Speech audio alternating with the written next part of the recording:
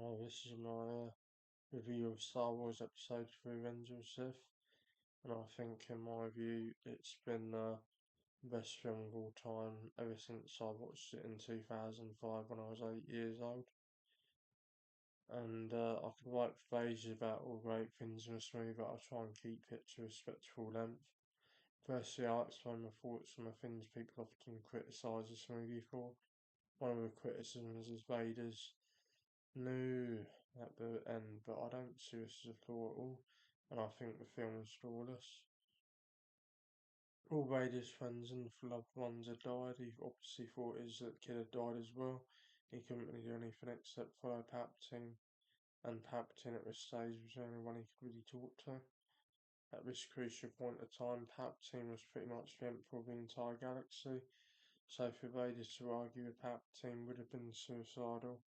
It would have destroyed him and made his life totally meaningless had he done that, so it made total sense for him to show some restraint and take his anger out on medical droids. There wasn't really much of a reason for Vader to turn on Palpatine at this point anyway. Although he did say he could save his wife if he joined the dark side, he did mislead Anakin a bit, but he also implied Plagueis had achieved it, and that only one had achieved, so it makes sense to me that Vader wouldn't have had a reason to try and attack Palpatine, so I think that people hate on this film because they believe Vader should have tried attacking Palpatine for it to be realistic. I want to believe. The CGI was amazing and the new worlds, Revenge of the Sith introduced were amazing.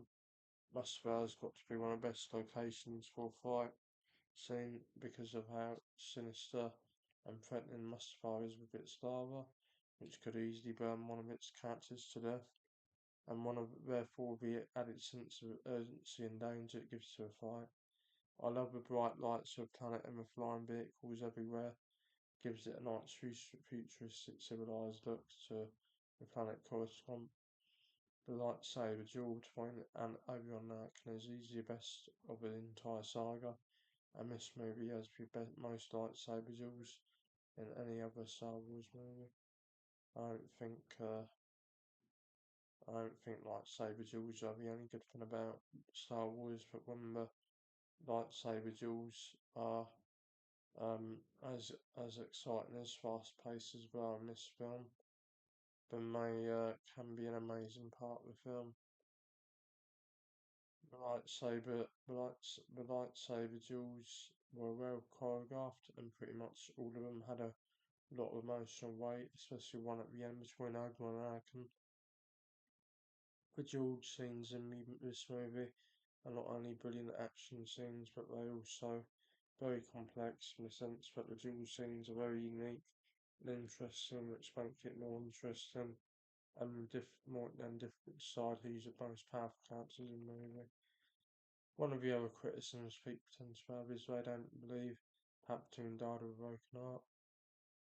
But considering she was Karen twins, that would have made it a lot easier for her to have bad pregnancy complications and therefore die of a broken heart right after giving birth. Padme really loved Anakin, and Anakin turning a into a different person like Padme believed happened so fast. They're overwhelmed. Padme, obviously Padme didn't really believe everyone when he said Anakin turned to the dark side, and the whole thing occurred in a short space of time. So it clearly would have been difficult for Padme to process all that sad, harsh information in such a short period of time. Such stress and shocking news that it would have been is especially bad when she's pregnant, as stress causes more issues pregnant with. Anakin also forced soaked her and she fell on the ground and hit her head hard, so the fall probably was also clearly a huge contributing factor on top of all the stress Padme went through in a short period. Anakin's transition to the dark side was suddenly executed. It was very tragic because Anakin loved Padme so much to the point he was willing to sacrifice everything to save her from certain death, and despite all bad things he did, Anakin still saw himself as a good guy as he loved Padme a lot and believed she was more important than anything else, to the extent where he viewed pretty much everyone except Padme and Palpatine to be evil lying monsters, So from his perspective, he was doing a good cause, but of course there was conflict which resulted in some confusion over his actions. But ultimately, he was willing to do everything to save his life and his unborn child. The Jedi Council annoyed and disappointed him, and suppressing his training for years before becoming Wars was what led it to him to have second thoughts about how good they really are. Ultimately, Anakin was doing what he thought was right, the greater good, but tragically he lost everything: his wife, his kids, his friendships, and his potential to be by far the most powerful person ever. It's a very tragic and complex story.